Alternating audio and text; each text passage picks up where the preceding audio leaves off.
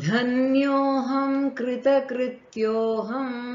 विमुक्तोऽहं भवग्रहात् नित्यानन्दस्वरूपोऽहं पूर्णोऽहं त्वदनुग्रहात् असङ्गोऽहमनङ्गोऽहम् अलिङ्गोऽहमभङ्गुरः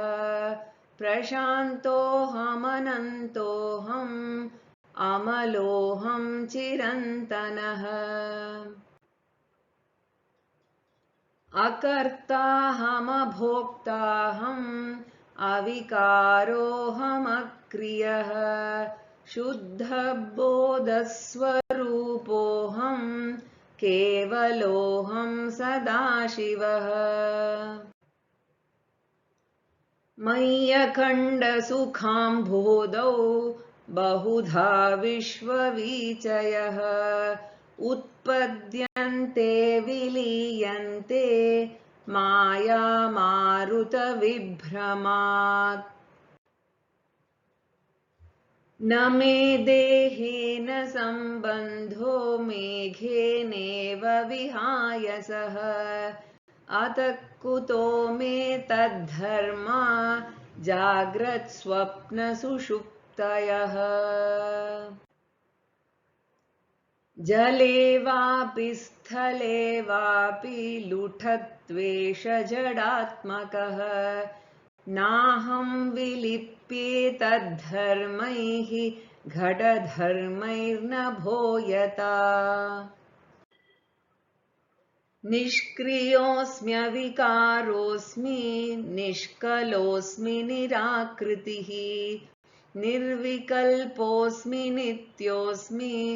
निरालम्बोऽस्मि निर्द्वयः सर्वात्मकोऽहं सर्वोऽहं सर्वातीतोऽहमद्वयः केवलाखण्डबोधोऽहम् आनन्दोऽहं निरन्तरः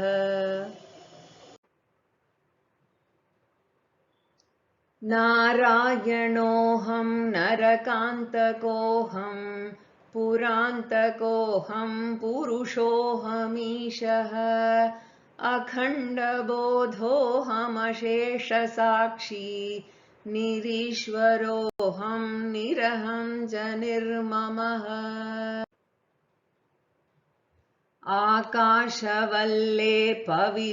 आकाशवल्लेपविदूरगोऽहम्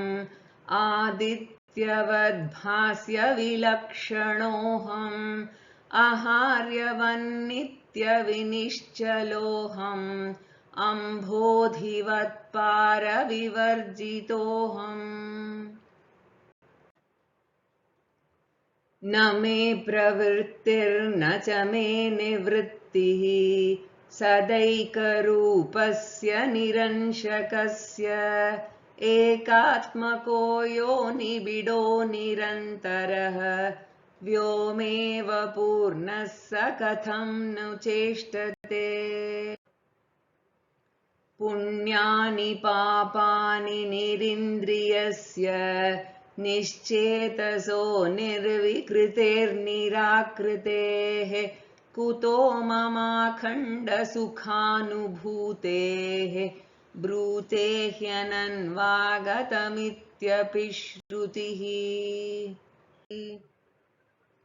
कर्तापि वा कारयितापि नाहं भोक्तापि वा भोजयितापि नाहं द्रष्टापि वा दर्शयितापि नाहं सोऽहं स्वयं ज्योतिरनीदृगात्मा सर्वेषु भूतेष्वहमेव संस्थितः ज्ञानात्मनान्तर्बहिराश्रयः सन् भोक्ता च भोग्यं स्वयमेव सर्वं यद्यत् पृथग् दृष्टमिदन्तया पुरा स्थूलाधिभावा मयि कल्पिता भ्रमात् आरोपितानुस्फुरनेन लोकैः काले यथा कल्पकवत्सरायण कर्तृत्वादयो निष्कलनिर्विकल्पे उपाधिरायाति स एव गच्छति स एव कर्माणि करोति भुङ्क्ते स एव जीर्यन् म्रियते सदाहं कुलाद्रिवन्निश्चल एव संस्थितः। कर्तृत्वभोक्तृत्वकलत्वमत्तता जडत्वबद्धत्वविमुक्ततातयः बुद्धेर्विकल्पा न तु सन्ति वस्तुतः स्वस्मिन् परे ब्रह्मणि केवले द्वये।